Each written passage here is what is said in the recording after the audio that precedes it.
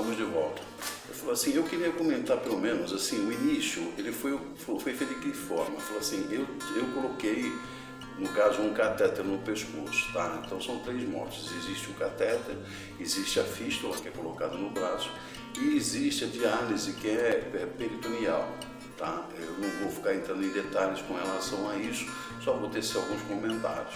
No caso dessa fístula que é feita pelo pescoço, que é logo a primeira, que ela é feita, vamos dizer, em caráter de emergência, né? Até porque normalmente as pessoas não têm condições de avaliar se ela tem ou não tem no rim, então de repente ele para de funcionar e tem que ter alguma forma da gente poder estar fazendo essa filtragem no caso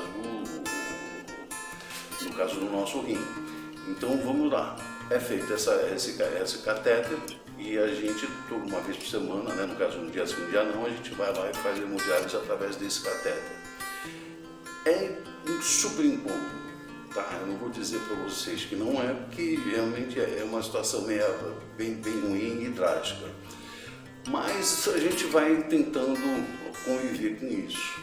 Ela dá uma certa dificuldade na hora de tomar banho, né, de fazer higienização, até porque você não pode molhar, mas é o início, então não tem como fugir disso, né? A não ser que a gente consiga descobrir isso com bastante antecedência para que seja feita a fístula, aguarde, ficar por completo e tal, mas é muito complicado, tá?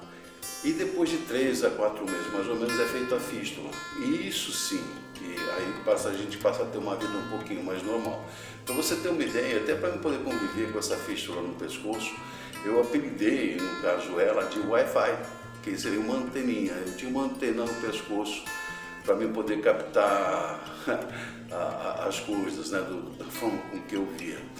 E depois que eu coloquei a fístula, minha vida começou a realmente andar, a ser bem diferente. Então eu passei realmente a conviver um pouquinho mais com as pessoas, comecei a sair mais de casa, eu comecei a ir em padaria, fazer caminhadas, andar com um cachorro. Então aí eu comecei a ter uma vida muito mais normal, tá? Então a pessoa, quando ela tem isso, não pode se entregar, ela tem que realmente levantar a cabeça e ir levando para frente. Porque é assim que a gente vai ter que sobreviver. Isso é uma coisa que não existe outra alteração, vindo da gente não volta, tá? Então a gente vai ficar na fila de transplante até o momento que chegar essa hora e a gente poder fazer essa cirurgia. Mas até aí leva-se um pouco mais de tempo. Então a ideia disso tudo é colocar para vocês que dá para a gente viver, dá para a gente ter uma vida até que normal. A gente pode fazer exercício, a gente pode fazer caminhadas, a gente pode sair, pode ir no shopping. A gente pode até fazer algumas viagens. A princípio, a indicação são viagens curtas, tá? Nem daqui para a praia, por exemplo, que está aqui do lado. Mas, assim, viagens longas é possível, tá? Se vocês puderem olhar na clínica onde que vocês estão fazendo a diálise, vocês vão ver que tem um sistema que chama diálise em trânsito. Então existe toda uma burocracia, óbvio, que tem que ter, né? Até porque vai mexer com medicamento, vai mexer com terceiros e tudo mais. Mas você vai dizer para eles onde que é a viagem e eles vão estar entrando em contato lá na ponta, nos locais mais próximos, para poder estar coordenando isso e você poder fazer as suas férias e fazer hemodiálise lá nessa cidade. Inclusive existe até alguns cruzeiros, vamos dizer assim, que tem essa infraestrutura. Então essa é uma questão também de você estar verificando isso e, obviamente, conversando com o pessoal e a estrutura do centro de hemodiálise que vocês estão. A partir daí que a coisa começa a desenrolar. Então a vida começa a se tornar mais fácil de poder viver. Eu falo assim, então não fique triste, tá? Levanta a cabeça, vamos brigar, porque a coisa importante é isso. E peça, junto com a sua família, para você continuar convivendo. Então, essa é a parte principal de tudo isso. Então, para que as coisas continuem normais, eu falo assim, a gente tem essa necessidade. Então, eu, por exemplo, tenho consultado alguns especialistas para ver como é que chegaria essa questão de ter um aspecto rápido de sobrevivência. Uma coisa também que a gente acabou também não falando, o que a gente poderia ter de sinais para que a gente pudesse ter algum alerta, né, no caso de, para não deixar chegar nessa situação de ter que fazer hemodiálise. Então, um deles seria o quê?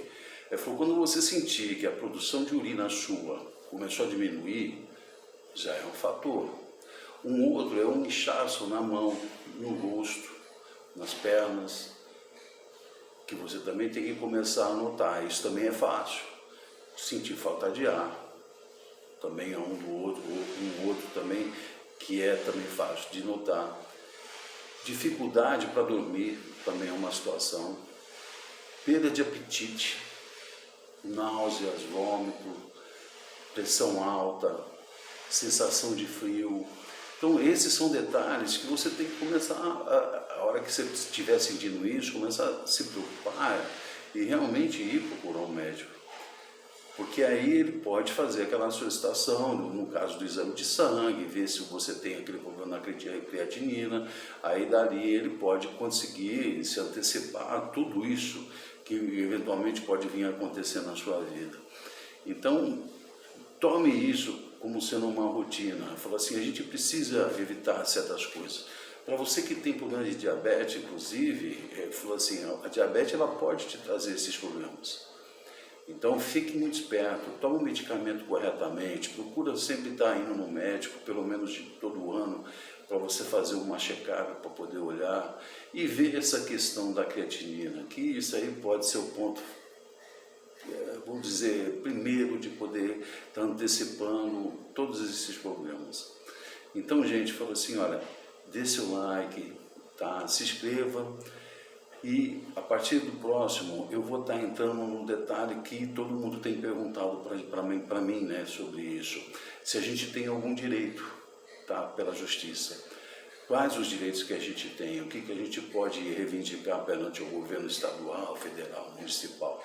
Então eu vou fazer um vídeo explicando ponto a ponto, tá, mostrando para vocês quais são as vantagens que a gente tem em função de ter esse problema dessa doença, tá?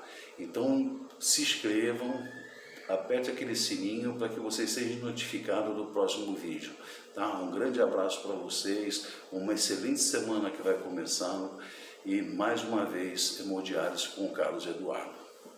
Tchau!